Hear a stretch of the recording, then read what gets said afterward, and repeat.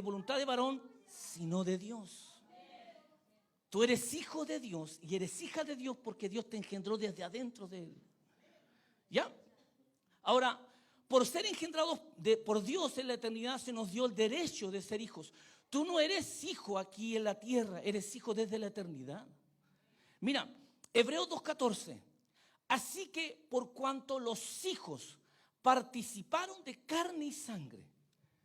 La Biblia me está diciendo a mí y te está diciendo a ti que por ser hijo en la eternidad, tú viniste y Dios te metió en este cuerpo. Pero te amoldaste al cuerpo y te estás olvidando que eres celestial. Te estás acomodando a cómo vive el cuerpo, a cómo vive el mundo y te olvidaste de que tú eres celestial. No, ¿me van siguiendo? Ahora, Primera de Pedro 1:17 dice, y si invocáis por Padre, mira cómo te vuelve a decir que nosotros somos hijos. En la eternidad tú y yo éramos hijos, ¿cierto? Dice, y si invocáis por Padre aquel que sin acepción de personas juzga según la obra de cada uno, porque Dios es justo, dice, conducíos en temor todo el tiempo de vuestra peregrinación. O sea, yo fui engendrado en la eternidad como ser espiritual, pero cuando yo bajo a la tierra y me meto en este cuerpo, me dice, conducíos en temor. Todo el tiempo de vuestra peregrinación. Todo el tiempo que tú vivas aquí en la tierra, tienes que conducirte con temor. Pero tú eres celestial, de aquí arriba. Aquí fuiste engendrado. Dios te metió en un cuerpo. ¿Te gusta el cuerpo que ha tenido? No se quejen. Tenemos que cuidar este cuerpecito. Ahora, el cristiano debe vivir con reverencia su vida porque su redención costó muy cara. Fuimos engendrados aquí en la tierra y luego nos metieron en este cuerpo, ¿cierto? Esto tiene que ver con Adán. Cuando Adán pecó, nos metió a todos en un paquete que vamos a hablar más adelante de esto, en pecado. Entonces, para sacarnos de allí, vino el segundo Adán, que es Cristo. Y Cristo nos compró, nos redimió. ¿Cuál fue el pago de nuestra liberación? Todo lo que pasó con Cristo. Dice que, a mí me encanta ese texto cuando dice, le mesulaban la barba. ¿Sabes lo que es mesular la barba? Se la tiraban así. Y los que yo veo al pastor Marco, se cayó un camión allí lleno de máquinas de afeitar, no encontró ninguna. Pero le tiraban la barba. Y así una cantidad de golpes, una cantidad de sufrimientos. Cuando lo latigaban, dice que se incrustaban, lo descarnaron. Y todo eso lo estaba haciendo pensando en ti. Hebreos 2:12 dice, por el sufrimiento, por el gozo, dice, él estaba en gozo en la cruz. Él estaba muriendo de a poco, él estaba muriendo, pero él estaba teniendo gozo. ¿Cuál era el gozo? ¿Cuál era el gozo? Tu salvación y mi salvación. Entonces tu salvación no costó 100 pesos, costó muy cara. Fue el sacrificio de Cristo y lo hizo con alegría. ¿Ya? Ahora, teníamos un cuerpo celestial. 1 Corintios 15:40 dice, hay cuerpos celestiales y hay cuerpos terrenales. Una es la gloria de los celestiales y otra la gloria de los terrenales. El verso 47 o el verso 48 del mismo Corintios 15. ¿Cuál es el terrenal? Tales también los terrenales.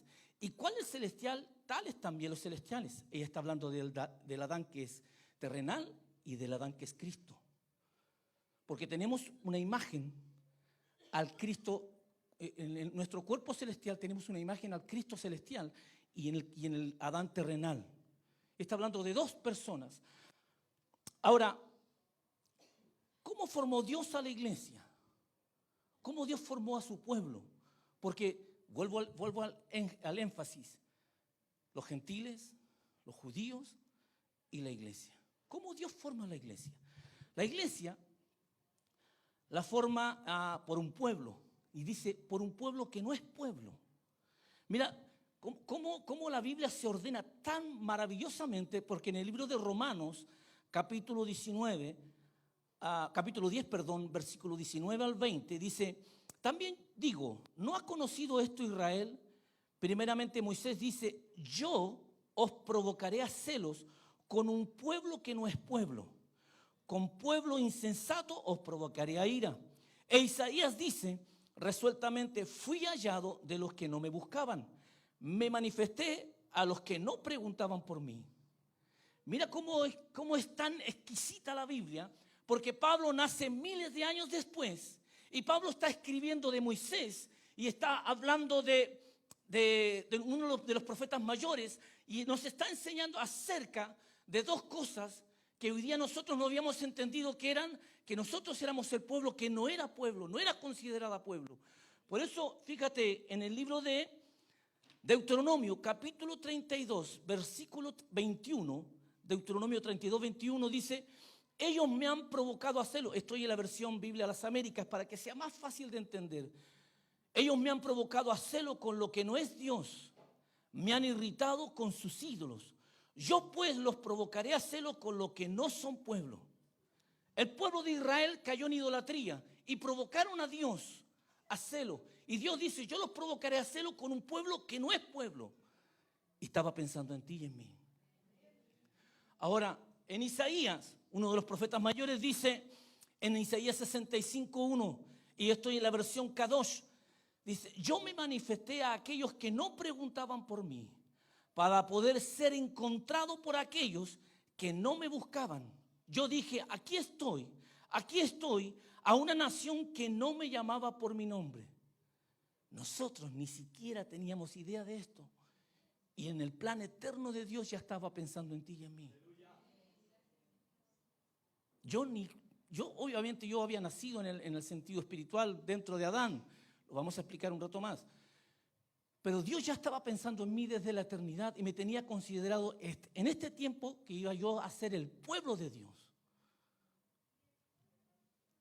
Ahora, en el libro de Romanos capítulo 9, versículo 24 al 26 dice, llamaré pueblo mío al que no era mi pueblo. Vuelve otra vez Pablo a escribir y dice, a los cuales también ha llamado, esto es, a nosotros, no solo de los judíos, sino también de los gentiles. Como también en Oseas dice, llamaré pueblo mío al que no era mi pueblo, y a la no amada, amada. Y el lugar donde se les dijo, vosotros no sois pueblo mío, allí serán llamados hijos del Dios Altísimo.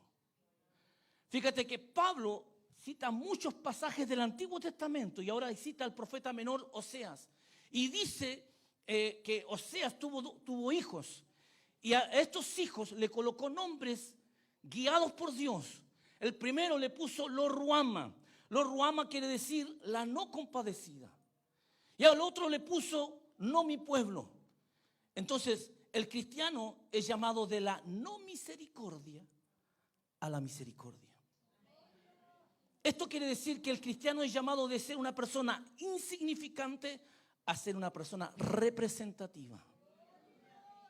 Así Dios piensa en ti cuando te dice que tú eres el pueblo del nuevo pacto. Porque tú eres el nuevo. ¿Cree usted eso que es el pueblo del nuevo? Tú eres el pueblo del nuevo pacto. Tú no eras y ahora eres. Yo no era y ahora soy. Yo no era importante y ahora soy importante. Porque Dios me escogió desde la eternidad con un propósito. Entonces, un pueblo que no es pueblo se está refiriendo a que la iglesia no era considerada pueblo. Entonces, ¿cómo se forma un pueblo en la tierra? Por la ley de la descendencia. Usted sabe, Jacob tuvo varios hijos. Yo no sé si el hermano Eduardo iba a tener una vez un pueblo, tantos hijos que tiene el hermano Eduardo, tantos Escobar que hay aquí, ¿cierto? La ley de la descendencia. Jacob tiene muchos hijos y así se forma la nación de Israel. Ahora, la iglesia fue formada por Dios tomando judíos y gentiles. Efesios 2:14 dice, porque Él es nuestra paz, que de ambos pueblos hizo uno. De ambos pueblos, de judíos y gentiles. Entonces, Él unió a judíos y gentiles en una nueva humanidad. Y aquí hay dos palabras, neos y kainos. Neo significa nuevo en el sentido de que es nuevo, pero no es único. Por ejemplo, en una fábrica, usted va y toma una fábrica de lápices, por decir un ejemplo. Y usted toma un lápiz que viene nuevo, el lápiz es nuevo, pero ¿es único? No, porque hay miles de millones de esos lápices. Eso es neos, Así lo define en griego. Pero también está la otra palabra que es kainos. Y cuando habla de nuevo en kainos, dice que es nuevo y es único. O sea, tú eres, el pueblo de Dios es nuevo y es único. Yo pensé que me iba a decir amén. Así Dios está pensando en ti. No te define como neo, sino como kainos. Tú eres el kainos.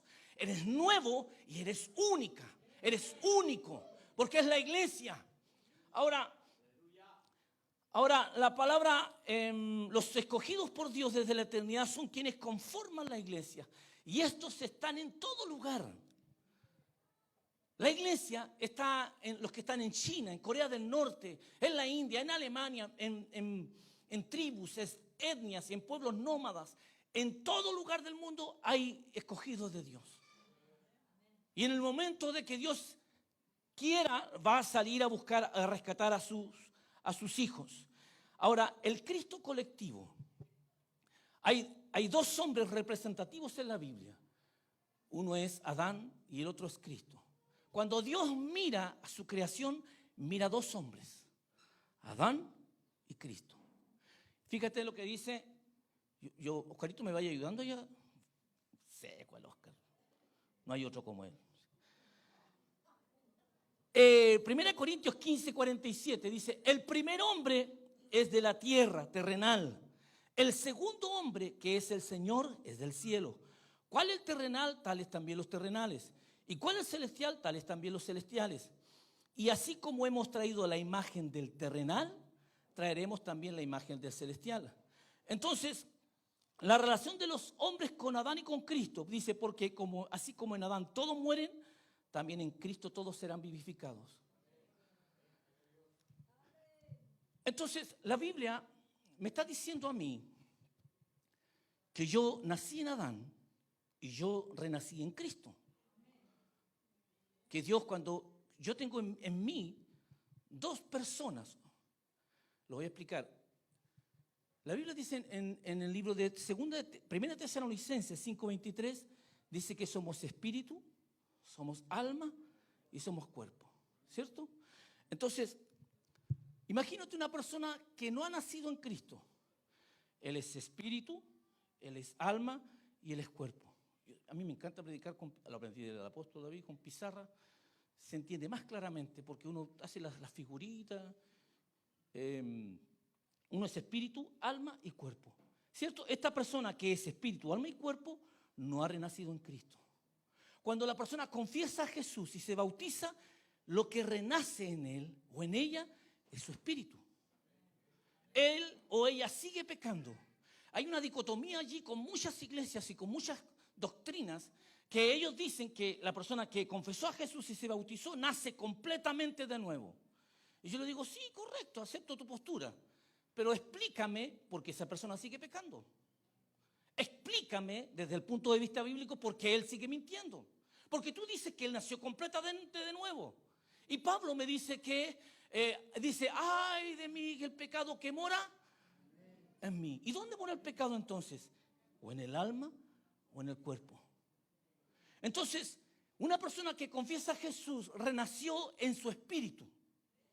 Yo te digo esto, ¿por qué? Porque hoy día hay mucha gente, muchos pastores que ven al hermano que, pastores, aquí estoy tratando de levantarme.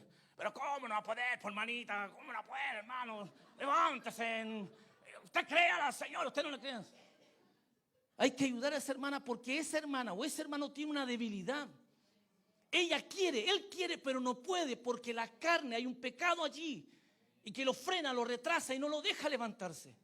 Entonces, cuando tú entiendes esta postura, tú sabes que lo que nació, lo que renació en ella o en él fue su espíritu. Se regeneró, él volvió a la vida, volvió a vivir, pero tiene una lucha interna con su alma y con su carne. El espíritu dice, levántate a orar, oh, aleluya. Y el alma le dice, pero ¿para qué te vas a levantar a orar? ¿Cierto? ¿O me pasa a mí nomás? Dijo la pastora anoche, me hizo la pregunta, ¿o en su iglesia no son así? No, en mi iglesia no son así. Ya, me estoy soltando. No se aproveche. Entonces, ¿qué es lo que es la colectividad? La colectividad significa que en Cristo, a pesar de que es uno solo, pero Él es millones de personas. Lo explico de esta manera. Génesis capítulo 2, versículo 7 dice: entonces Jehová Dios formó al hombre del polvo de la tierra, este es Adán, y sopló en su nariz aliento con vida. Dios forma a Adán, ¿cierto? De barro lo hace, y luego cuando le dice, sopla en él, sopla el ruach. El ruach es aliento con vidas. Sopla dentro de él millones y millones y millones de personas.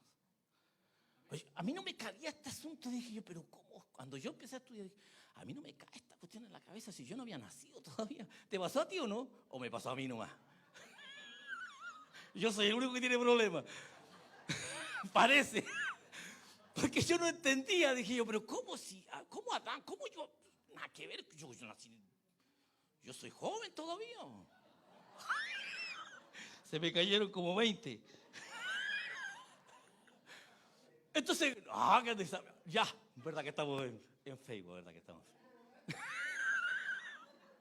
Tenemos que controlarlo. Mi esposa me dijo, Luis, contrólate. No soy el único Eduardo. Ya, voy a ponerme en serio, si no.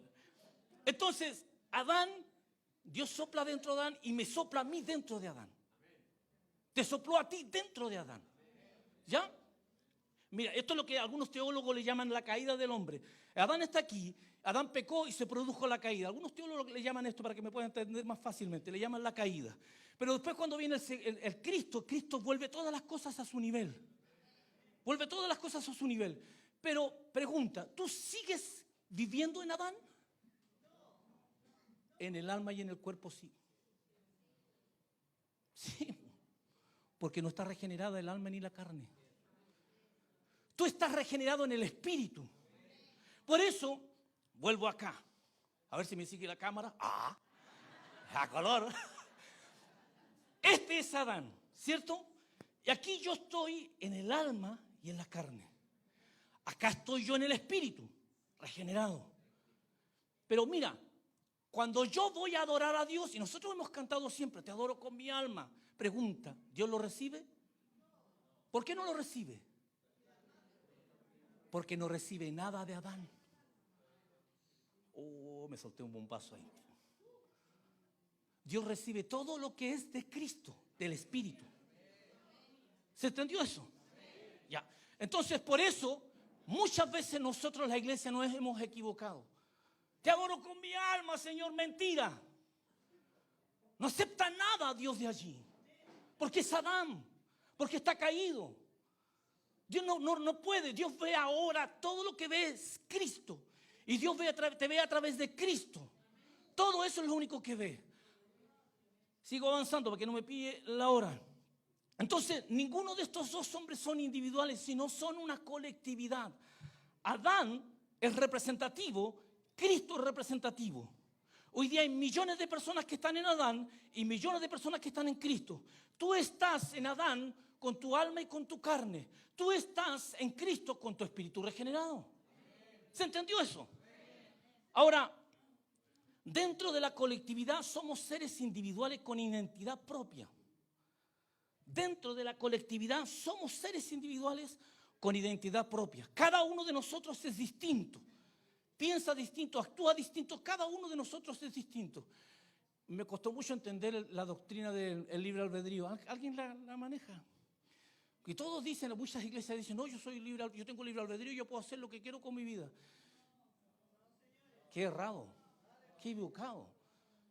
No existe el libre albedrío. Justamente, con 1 Corintios 7:22, a ver si me ayudas con esos caritos, 1 Corintios 7:22, lo dice claramente, dice, tú estabas antes de venir a Cristo sin Él y estabas bajo la influencia de Satanás, ¿cierto? Del príncipe de este mundo. Cuando tú viniste a Cristo, ¿cierto? Saliste espiritualmente desde la posición demoníaca, hoy día está escrito, y dice, ahora el Señor es tu dueño, pero eres esclavo ¿de quién ahora? De Cristo. Un esclavo tiene libertad, puede decidir. No, po. Entonces, ¿existe la doctrina del libre albedrío? Por el mismo precio este es un buque. Entonces, Adán es el hombre colectivo terrenal. El hombre colectivo corporativo fue Adán. Todos fuimos soplados dentro de Adán. Adán era dos cosas. Era un hombre individual. En sí era toda la humanidad.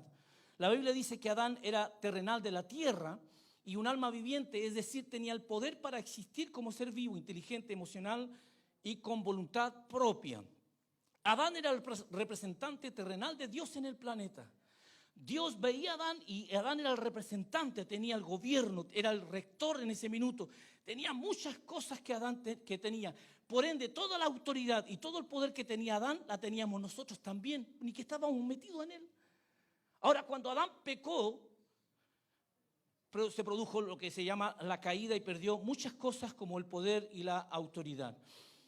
Cuando Dios le dio a Adán tales características y autoridad, también se las dio a nosotros, la iglesia, o a los que están en Cristo. Ahora, el pecado colectivo y representativo de Adán, lo dice Romanos 5:12, dice, por tanto, como el pecado entró en el mundo por un hombre y por el pecado la muerte, así la muerte pasó a todos los hombres, por cuanto todos pecaron. Usted conoce esos textos. Romanos 3:23 dice, por cuanto todos pecaron, están destituidos de la gloria de Dios. Entonces, cuando Adán y Eva pecaron, Dios saca a Adán y a Eva los saca del huerto. ¿Te sacó a ti? Te sacó también. ¿Por qué? Porque no había nacido, pero estabas espiritualmente en Adán. Entonces, cuando Dios saca a Adán, me saca a mí también del huerto. Porque Adán es el hombre representativo, es el hombre colectivo. Todo lo que le sucedió a Adán me sucedió a mí. Yo no había nacido físicamente, pero sí espiritualmente estaba metido dentro de él, como ser espiritual. Ahora, cuando el colectivo Adán pecó, significa que todos los que están en él pecaron. Ahora, el Cristo colectivo es celestial. Cristo no es terrenal, sino celestial. Por eso dice, de la misma manera son todos los que son parte de él, también son celestiales. Adán fue hecho alma viviente, Cristo fue hecho espíritu vivificante. Entonces, ¿desde cuándo estamos en Cristo? Efesios 2:10 dice, porque somos hechura suya, creados en Cristo Jesús para buenas obras, las cuales Dios preparó de antemano para que anduviésemos en ellas. Nosotros, usted y yo, estamos en Cristo desde la eternidad.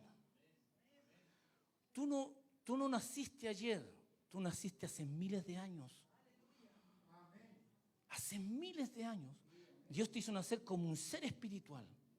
Pero cuando entramos en este cuerpo, vivimos algo que se llama la kenosis. Lo manejan, ¿cierto? La kenosis o el anonadamiento. El anonadamiento es el vaciamiento. Y la kenosis es, yo no me acuerdo de quién era. Job le dice, Dios le habla a Job, le dice, pero si tú ya habías nacido, tú lo conoces todo. Yo no me acuerdo de mi vida como ser espiritual, pero sé que yo nací, fui engendrado arriba por Dios como ser espiritual. Y estoy aquí en la tierra viviendo en este cuerpo y voy a vivir, no sé, 50, 60, 80, 100 años, los que Dios quiera. Pero el tiempo que yo viva aquí en la tierra y el que tú vivas aquí en la tierra tiene que ajustarse a lo que Dios dijo de ti. Tienes que hacer lo que Dios dijo que tú tenías que hacer aquí en la tierra. No es lo que le agrada a esta persona, no, tú vienes con un propósito, lo dijo el apóstol Eduardo en la mañana. Entonces, estamos en Cristo desde la eternidad. Estamos en Cristo como hijos de Dios desde antes de los tiempos de los siglos. Me encanta este texto porque es muy, muy fundamental para lo que nosotros creemos. Segunda de Timoteo 1:9. Y usted lo tiene allí en su libro. Porque le hice yo una pequeña exégesis porque yo dije, aquí hay mucha enseñanza en un puro versículo. En un puro versículo usted puede desarmar muchas doctrinas.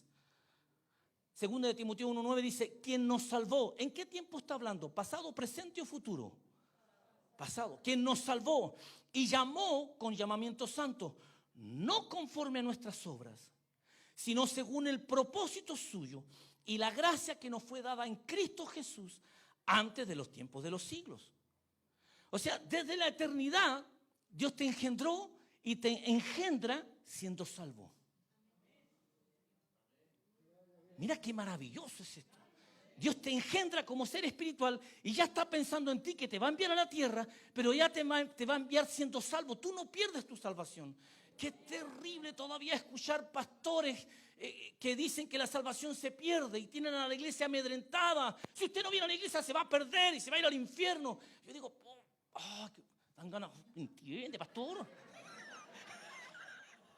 Es que de verdad, lo digo uno por la gente que no entiende los conceptos, porque no estudian, o no, dígame si estoy mintiendo, no estudian, no buscan de Dios y vienen enseñando a la iglesia lo que han escuchado, pero no invierten tiempo para enseñarle a su pueblo que la salvación no se pierde, lo dijo el apóstol Eduardo, porque estamos en el nuevo pacto. El antiguo pacto, si cumplían la ley, ellos tenían que cumplirla. Eduardo, máster para explicarlo, ¿cierto? Pero ya en el nuevo pacto la salvación está en Cristo. Por eso tu salvación no se pierde. Te voy a adelantar algo. Oscar, ayúdame por favor. Primera de Pedro 1:23. Este texto también es fundamental. ¿Por qué? Porque dice que somos de simiente incorruptible. Mira, aquí habla de dos simientes. La simiente corruptible es Adán. La incorruptible es Cristo. Usted no peca y no puede pecar, porque el diablo te habla a tu alma y te dice, ¿y con qué cara va a ir a la iglesia? ¿Te pasa? No me digas que me pasa a mí nomás. Ya corté el lapo. Mira, entonces el diablo te habla a ti, te dice mil cosas. Mira, si eres mentiroso, si eres ladrón, aquí y allá, dijiste recién esto. Te habla, pero no escuchas al Espíritu Santo que dice, yo soy el que pagó todo lo de ayer, lo de hoy día y lo de mañana. Que eres nacimiento incorruptible. Tú no puedes pecar. ¿Por qué? Porque tú fuiste renacido en Cristo. Es tu espíritu. Y eso es lo que dice en el 1 Pedro 1:23. Dice, siendo renacidos. ¿Dónde fuimos renacidos? En nuestro espíritu. Dice, no de simiente corruptible, Adán, sino de incorruptible por la palabra de Dios que vive y permanece para siempre. Entonces cuando el diablo te hable, tú acállalo y dile, no, porque yo soy de una simiente incorruptible. Tu espíritu no puede pecar.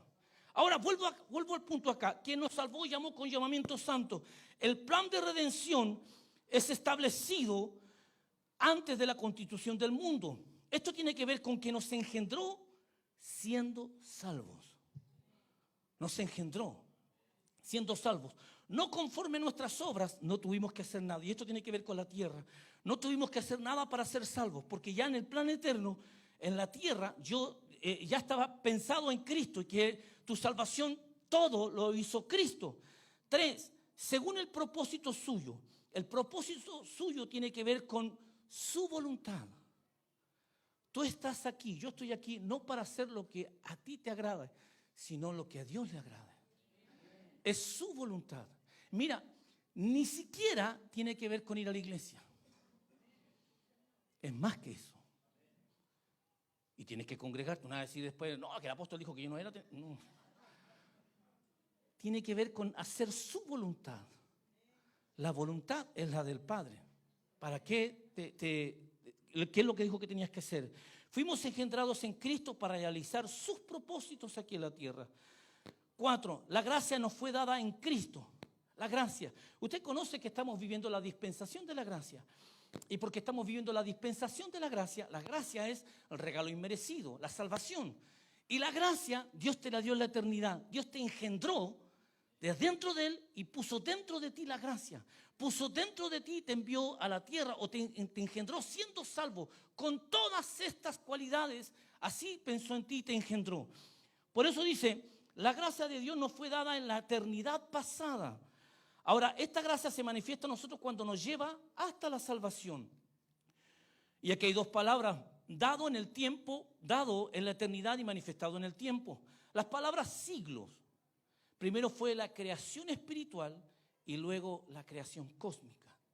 Primero fue la creación celestial o el que nosotros hayamos sido engendrados por el Padre en la eternidad como seres espirituales y luego Dios empieza a crear todo. El cosmos, el universo, las galaxias y todo lo que tiene que ver con eso. Compartía yo la otra vez que unos científicos descubrieron y confirmaron que existen aproximadamente 100.000 millones de galaxias. Yo dije, wow, 100.000 millones de galaxias. Nosotros vivimos en esta galaxia y en esta galaxia, Vía Láctea, existen planetas y es gigantesca. Y existen 100.000 millones de galaxias. ¿Por qué existen tantas galaxias? ¿Por qué el universo es tan grande? Tenemos que ampliarnos. Tenemos que ampliarlo porque Dios te tiene aquí con un propósito de aprendizaje, de entrenamiento, de capacitación, aquí en el mundo. Porque después vienen cosas. Ahora, fuimos escogidos desde el principio para salvación. Segunda de Tesalonicenses 2:13 dice: pero nosotros debemos dar siempre gracias a Dios respecto a vosotros, hermanos amados por el Señor, de que Dios os haya escogido desde el principio para salvación. Desde el principio, vuelve a fundamentar. Hay otros textos que está fundamentando de que nosotros fuimos escogidos desde el principio para perdernos. No, para ser salvos. Y lo está diciendo. Escogidos para salvación significa que Dios había determinado que todos los que elegirían Cristo los escogería para ser salvos. Por eso desde la eternidad viene pensando en ti y en mí, y viene pensando en ti y en mí, en que tú no te vas a perder estando aquí en la tierra, porque Dios tiene un plan perfecto. Escogido desde el principio para salvación significa que la elección va ligada inseparablemente a la predestinación. La salvación es definitiva, inmutable y completa. Ahora, ¿por qué cuando Dios me engendra a mí en la eternidad como ser espiritual y pone de mí dentro la gracia? Pone de mí dentro la gracia. ¿Por qué? Cuando yo estaba sin Cristo, piense un segundo, usted cuando estaba sin Cristo, ¿de cuántas cosas Dios te libró? Una vez me dijo un hermano de la iglesia, me dijo: pastor, estábamos trabajando en una fosa abajo, en un hoyo, y la tierra estaba inestable. Y escuché una voz que el Señor me dijo: sal de allí. Yo no sabía quién me estaba hablando. Y salí de allí porque, no sé, alguien me dijo que saliera. Salí de allí, ¡fum!, y se derrumbó. La gracia estuvo cuidándote antes y te está cuidando todo el tiempo. Esa es la gracia de Dios. Pensé que me iba a tapar el oído, están durmiendo ya. Esa es la gracia de Dios. La gracia te está cuidando, la gracia te está protegiendo. La gracia lo hizo antes. ¿Usted se acuerda de todas las cosas que hizo antes de venir a Cristo? No me diga que no se acuerda. Se olvidó, tiene amnesia. Mira, yo soy hijo pastor, pero también por ser hijo pastor me alejé. 16 años, 10 días, 5 horas. Y uno hace cosas del mundo, ¿cierto? Y en muchas de esas cosas que hice del mundo, porque yo era hijo pastor, no era cristiano, no era hijo de Dios. El hecho de que tú seas hijo de un pastor no te significa que tienes la salvación asegurada. Entonces, en ese tiempo, de todas las cosas que yo viví, cuando el apóstol me compartió esta enseñanza, dije yo, ahora me acuerdo cuando estaba dando jugo allá arriba. Y Dios me libró de todas estas cosas, todo. Entonces, yo no puse varias allí, quiero nombrarte algunas. Los libró de toda clase de peligros y males, haciéndonos vivir experiencias que serán necesarias para nuestra formación espiritual. Esta es la gracia, poniéndonos en el momento justo en que el llamamiento de Dios vendrá con poder sobre nosotros. Todo lo hace la gracia, antes, durante y aún todavía. Ahora, nos escogió en Él. ¿En quién? En Cristo. Dios nos escogió en Cristo. Por eso el texto dice: según nos escogió en Él antes de la fundación del mundo. Dios nos escogió en Cristo. Esto es en la eternidad. Y cuando Dios te engendra, pero Dios te crea y Dios te engendra y lo hace en Cristo. Tú estás tan unido a Cristo que a veces no lo dimensionamos. Por eso nos escogió en Él. Nos escogió en Cristo, pero en la eternidad, antes de la fundación del mundo, antes de que Dios creara el cosmos, las galaxias, el universo, Dios nos escogió. Un cristiano es una persona que pertenece a Dios porque Dios la ha escogido para una labor en el mundo y para un destino en la eternidad. Dios no escogió a cualquiera. Dios escogió a los mejores. Tú eres la mejor, tú eres el mejor. Dios no envió a la tierra a cualquiera, Dios envió al mejor. Quizás era, pero escogió al mejor. No me hagan. Nos escogió para ser santos. Significa que en nuestra vida terrenal procuramos santificarnos cada día más, para que tenemos una orden para hacer eso. Sí, cada día tenemos que santificarnos más. Y la Biblia es enfática en este punto. Y podemos ir de mayor gloria, de gloria en gloria, santificándonos cada día más. Pero dice, nos escogió para ser sin mancha. Guata. Sin mancha. Voy a mirar para arriba. Cuando dices sin mancha, tiene que ver con Adán. No vamos a poder sacarnos aquí en esta tierra la mancha del pecado de Adán. En el espíritu sí. Por eso acá la mancha tiene que ver con conquistar. Mira, a ver si me ayudas, Oscarito. Quiero leerles un texto. Josué capítulo 18, versículo 3. Josué dijo a los hijos de Israel: ¿hasta cuándo seréis negligentes para venir a poseer la tierra que os ha dado Jehová? En lo literal, ellos cruzaron el Jordán, entraron a la tierra prometida y empezaron a conquistar. Conquistaron reinos. De hecho, Josué conquistó 31 reinos y le faltó por conquistar, pero en cada reino iba batallando, haciendo guerras, e iba conquistando, e iba consolidando. Pero hubo una tribu, hubo un pueblo que no hacían nada. Y por eso Josué se enoja y le dice: ¿hasta cuándo seréis negligentes? Salgan a conquistar. Esta palabra tiene que ver con conquistar tu alma. Te lo explico así. Israel está en Egipto, en cautiverio, 430 años. Representa el cuerpo. Cruzan el Mar Rojo, ¿cierto? Entran al desierto, la vida del alma. Eso nos está enseñando la Biblia. Cruzan el Jordán. Usted sabe lo que pasó en el desierto. Pasaron muchos años, 40 años, murió una generación, levanta Dios una nueva generación. Ellos cruzan el Jordán y entran a la tierra prometida, la vida del Espíritu. De hecho, hubieron 2 tribus y media que prefirieron quedarse antes del Jordán, que representa la vida del alma. No, que tenemos tan lindo el pastito para comer, para los ganados. Prefirieron lo terrenal. Ya, la vida del alma. Pero los otros cruzaron a la vida del Espíritu. Estando en la vida del Espíritu, Dios te dice: tienes que conquistar tu alma. ¿Tienes problemas de carácter? Uy, ¿por qué agacharon la cabeza? Tenemos problemas y hay que conquistarlo. Tienes que vencerlo. Y Dios te coloca en el extremo porque tú tienes problemas de carácter. No es que yo no le voy a aguantar. No, ser apóstol, pero no me interesa. Yo hago lo que quiero. Me voy de la iglesia. Dijo el chavo. ¿Cierto? Estamos coludidos con mi compadre. Problemas de carácter. Entonces, desde el espíritu, tú tienes que gobernar sobre tu alma. Tienes que gobernar sobre tu carne. Tienes que conquistar las áreas que todavía no están conquistadas. Tienes problemas y no lo estás resolviendo. Tienes problemas y no lo estás entendiendo y te dejas gobernar y te acomodas a la vida del alma. Como dijo Eduardo en la mañana, mucha gente se conforma y se acomoda y le da pleitesía y le levanta el alma. No, es que este soy yo.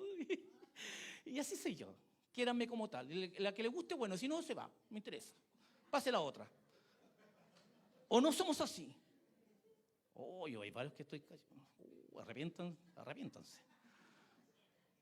Es el alma. Esa alma tiene que morir. Por eso Pablo dice: cada día muero. ¿Viniste a morir en este día? Pero tienes que conquistar tu alma. Porque Dios quiere hacer cosas grandes contigo, pero hay algo que no está siendo conquistado. Y es tu alma. Entonces, por eso al final estamos con la tierra o el alma a medio conquistar. La iglesia es el Cristo colectivo, el que incluye a Jesucristo como cabeza y a nosotros como su cuerpo. cada uno de nosotros, los renacidos en Cristo, somos miembros del cuerpo de Cristo y del Cristo colectivo. Cristo es la cabeza y nosotros somos el cuerpo, la iglesia. Aquí no es que yo pertenezco al centro, no, la iglesia es una sola. No es que yo soy del centro, no es que yo soy del apóstol, yo soy del apóstol, yo soy del... No, la iglesia es una sola. Cristo es la cabeza y la iglesia es el cuerpo. En la actualidad, del pueblo del nuevo pacto, la primera realidad es externa, física, visible y humana. Cuando hablamos de que el cuerpo es la parte que se ve, lo externo, Filipenses 3:21 dice, el cual transformará el cuerpo de la humillación nuestra para que sea semejante al cuerpo de la gloria suya, por el poder con el cual puede sujetar a sí mismo todas las cosas. Tú y yo estamos viviendo en este cuerpo y la Biblia le llama el cuerpo de humillación. Este cuerpo no es un cuerpo glorificado y la situación en la que tú estás viviendo es una humillación, porque tú eres un ser celestial, maravilloso, precioso, esbelto, lindo, rubio de ojos verdes, etcétera, no sé. Estoy parafraseando, con harto cabello. Bueno. Después me la van a cobrar, pero no importa, ya. Pero viniste a la tierra y te metieron en este cuerpo. ¿Me entiendes? Estamos viviendo en un cuerpo de humillación. Ahora, la versión Kadosh dice que cambiará nuestro cuerpo miserable en un cuerpo glorioso como el suyo. Y esto es lo que nosotros esperamos. Y así va a ocurrir. Ahora, el cuerpo que tenemos y que no es despreciable, pero es un signo de nuestra condición humillada, la que estamos viviendo momentáneamente. La esperanza del cristiano es que la Biblia dice, por tanto no desmayamos antes, aunque nuestro hombre exterior se va desgastando, el interior no obstante se renueva de día en día. Habla de dos hombres, el exterior y el interior. El hombre exterior se va desgastando, nos vamos poniendo viejos, ¿cierto? El tiempo pasa. Yo miro al hermano Eduardo, no le entran balas a este viejito. Con el apóstol David parece un lolo, parece un pibe, ¿viste? Sí. Oye, yo no estoy bromeando, de verdad. Y veo a otro, ¿qué te está pasando, José Alfredo?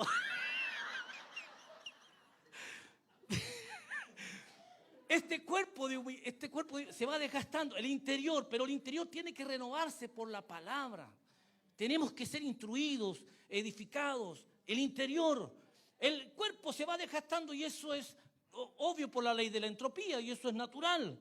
Ahora, también dice, dejaremos a un lado este cuerpo mortal que ahora poseemos y seremos semejantes a Jesucristo, teniendo un cuerpo glorioso resucitado. Esto va a ser maravilloso y esto ya está a punto de acontecer. 2, en un vaso de barro. 2 Corintios 4:7 dice, pero tenemos este tesoro en vaso de barro para que la excelencia del poder sea de Dios y no de nosotros. ¿Sabe qué? Cuando yo siempre digo esto, yo honro al apóstol David porque cuando nos manda las temáticas son tan ricas, son tan exquisitas, pero no se edifican, de verdad, no se edifican porque digo, uy, esto cómo no lo vi antes, ¿viste? ¿Cómo no sabía? ¿Cómo tan pavo? Cuando estoy leyendo digo, pero qué bueno. Y cuando me encuentro con esto, que yo soy vaso de barro y que Dios puso dentro de mí algo tan glorioso, algo tan maravilloso que es el poder del Evangelio. ¿Quién soy yo para que Dios ponga algo tan grande dentro de mí? ¿Sabe que yo me quedé allí sentado en el computador y dije, Señor, ¿quién soy yo para que tú pongas algo tan grande dentro de mí? ¿Quién soy yo? Soy un vaso de barro. Soy un vaso de barro. No soy digno de que Dios me haya escogido para poner algo tan glorioso dentro de mí. Cuando yo leí este texto, cuando lo desmenucé, yo me quedé en el computador y dije, Señor, ¿qué soy yo? Y te golpea la palabra. No sé si te golpea a ti, pero yo soy ese vaso de barro que Dios puso algo tan glorioso, tan maravilloso, y no se lo puso a cualquiera, sino que te escogió a ti, que el poder del Evangelio, que es tan maravilloso, lo colocó dentro de ti, de todo lo que tú tienes. Eso nos está diciendo la palabra. Mira, 2 Corintios 4:7, pero la traducción lenguaje actual dice: cuando Dios nos dio la buena noticia, puso, por así decirlo, un tesoro en una frágil vasija de barro. Así, cuando anunciamos la buena noticia, la gente sabe que el poder de ese mensaje viene de Dios y no de nosotros, que somos tan frágiles como el barro. Es simplemente que tú tengas que hablarle a esa persona, porque el poder sobrenatural está dentro de ti. Y no eres tú, sino es Dios. No eres tú, sino es Dios hablando a través de ti. Eres Dios hablando a esa persona, porque la está acercando a Él. Ahora mira, los vasos de barro son débiles, frágiles, representan. ¿Cuántos han tenido jarrones de greda? ¿Cierto? Hemos ido a Pomaire. En la iglesia nuestra hay uno ahí así que se quebró, así que lo damos vuelta y sigue durando. Hay uno que le falta una oreja, pero sigue durando. Y se ven las flores, se ve lindo, toda la gente, ¡ay, que está lindo el jarrón! ¡Dalo vuelta! Son frágiles, son frágiles. Tiene que ver contigo, ¿eres frágil o no? A veces uno toca a un cristiano, ¡oh, que estoy enojado, estoy débil, estoy mal! Somos frágiles. Ahora mira, lo paradójico aquí es cómo los débiles seres humanos pueden contener una riqueza tan sublime como el Evangelio y ser instrumentos del poder de Dios. ¿Cómo puede ser esto? No lo entiendo. No lo entiendo, iglesia amada. Aquí déjame parafrasear un poco. No lo entiendo. ¿Cómo Dios me escogió a mí para llevar a esto tan glorioso? No lo entiendo. ¿Por qué? ¿Qué tengo yo? ¿Qué tienes tú? Y Dios dice: yo te escogí a ti. Yo puse algo sobrenatural. Y ese poder está dentro de ti. Alguien me dice un aleluya.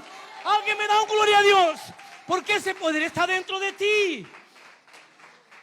Pero ¿sabe cuál es lo lamentable? Lo lamentable es que ese poder está allí. Está allí.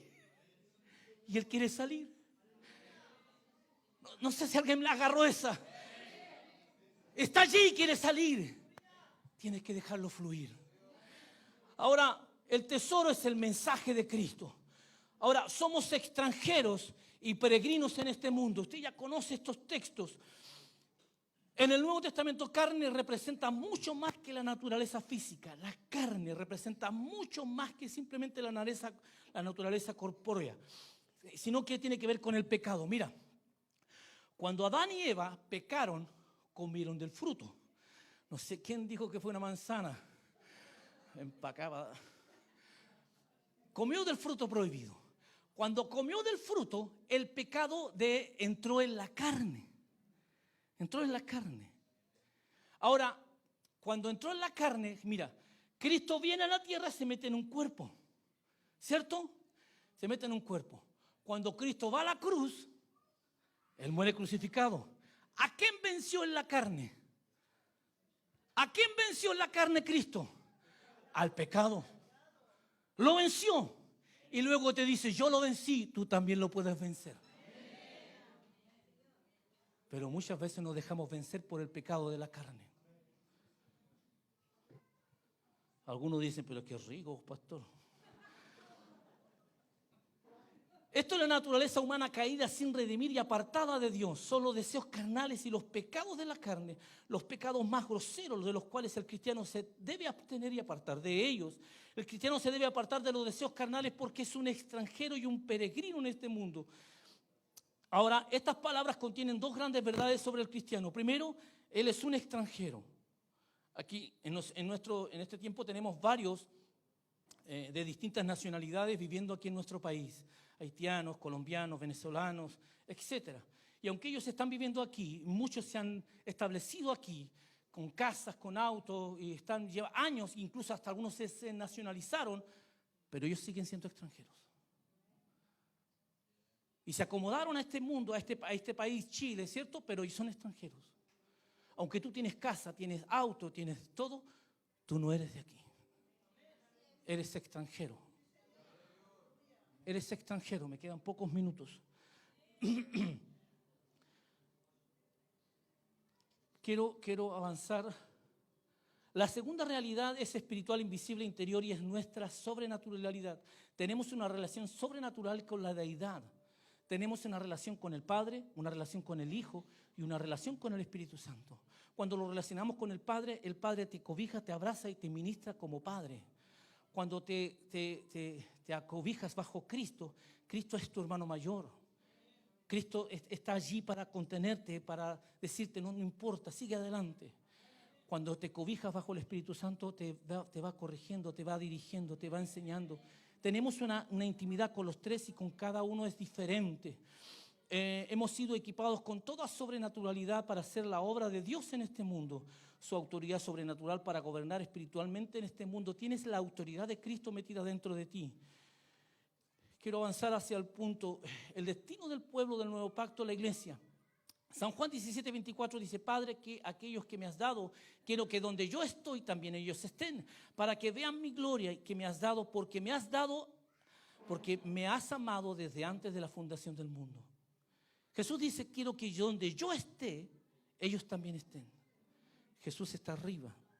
Y Él está diciendo: quiero que ellos estén. Está llevándote allá.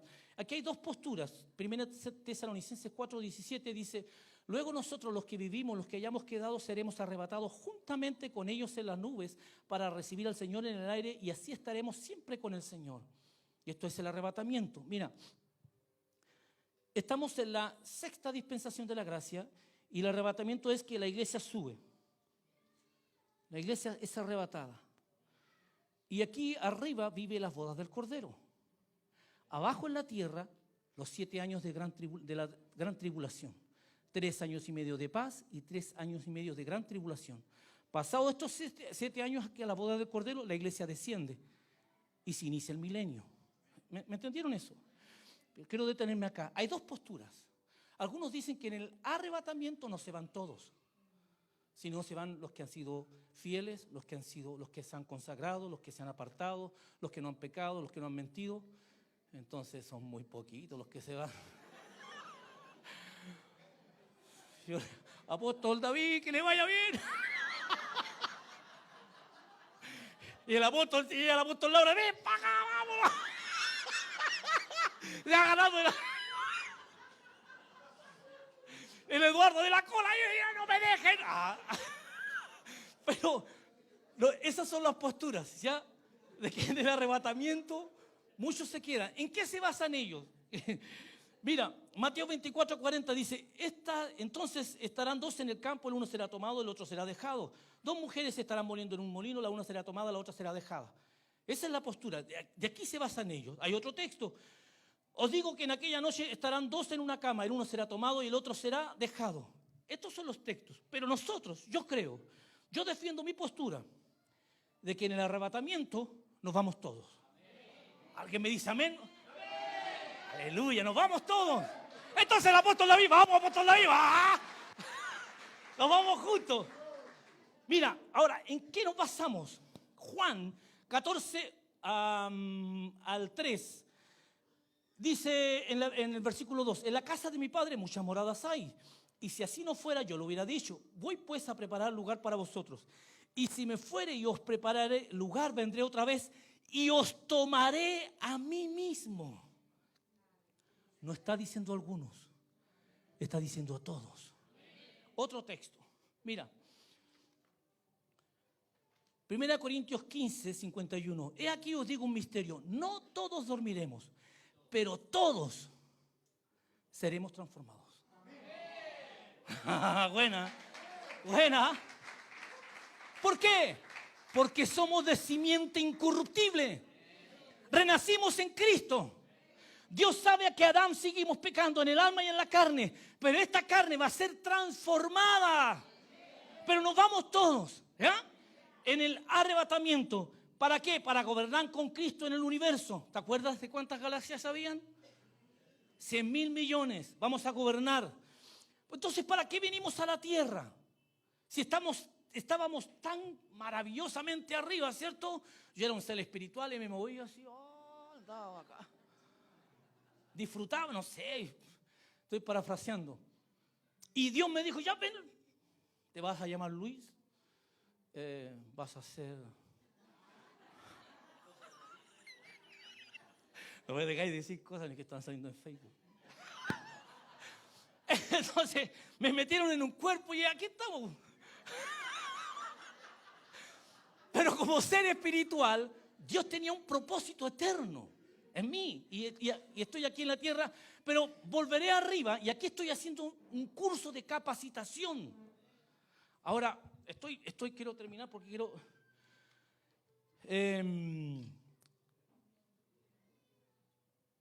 Apocalipsis 24 dice, y vi tronos y se sentaron sobre ellos los que recibieron facultad para juzgar. En el milenio, aquí termino, en el milenio, Israel vuelve al sacerdocio. En el milenio. Acuérdate que la iglesia fue arrebatada, porque hay tres posturas escatológicas. Los pretribulacionistas, los mesotribulacionistas y los posttribulacionistas. Los pretribulacionistas dicen que nos vamos antes de la tribulación, de la gran tribulación. Los mesotribulacionistas dicen que nosotros nos vamos en la mitad de la gran tribulación, porque hay 13 años y medio de paz y luego hay 3 años y medio de gran tribulación. Y ellos dicen que al medio Dios rapta a la iglesia. Y los otros, los posttribulacionistas, dicen que pasan los 7 años de la gran tribulación y luego Dios rapta a su iglesia. Yo creo en la primera, nos vamos antes de la gran tribulación y hay muchos textos para esto. Pero la iglesia es arrebatada, va a la boda del Cordero y luego desciende. Ahora, cuando la iglesia es arrebatada, va a la boda del Cordero, pasa un suceso en una boda de un Cordero que llega, no sé si se acuerdan de ese pasaje, llega uno que no estaba vestido de boda, ¿se acuerdan? Y eso tiene que ver con la boda del Cordero. Entonces, todo aquel que no hizo la voluntad, porque Dios es justo. Estamos todos en la boda del Cordero y los que hicimos la voluntad de Dios nos desgastamos, nos cansamos, nos costó lágrimas, nos costó desvelo, nos costó economía, nos costó de todo hacer la voluntad de Dios. ¿Es fácil hacer la voluntad de Dios? No. ¿Es exquisita hacer la voluntad de Dios? Es exquisita, pero no es fácil, ¿cierto? Pero hay otro que se la llevó fácil, pues. Cuando tú estabas allí en el calor, en el frío, en el invierno, gastándote, pasando penurias de todo tipo, mientras a otro que se le estaba llevando así, si él no hacía nada, ¿cierto? Entonces llegamos todos a la boda del Cordero. Y llega Dios y le dice, ¿y tú por qué no estás vestido de boda? Es que... No sé, dijo. ¿Sí o no? Dijo el bombo fica, no sé. Ángeles, dice, amárrenlo a las tinieblas de afuera. No está hablando del infierno. No está hablando del infierno. Tinieblas de afuera. No pierde su salvación. Pero le van a dar una de guascazo. Dios es justo, ¿sí o no? Dios es justo. Entonces vuelvo acá. Estoy en el milenio. Acá estamos pasando los chanchos. Acá estamos en el milenio. En el milenio, el Israel vuelve al sacerdocio. Y la iglesia, que es usted y yo, Dios la divide en dos. Unos para gobernar y otros van a ser simplemente los jornales. El pueblo de Dios. Va a ser el pueblo de Dios. Dios es justo. Y le va a decir, Eduardo, necesito que vayas a ver la galaxia 150 que están con problemas. ¡Ah! Y Eduardo va a decir, ya vamos, Miriam, porque yo no puedo andar solo. ¿Se me salió?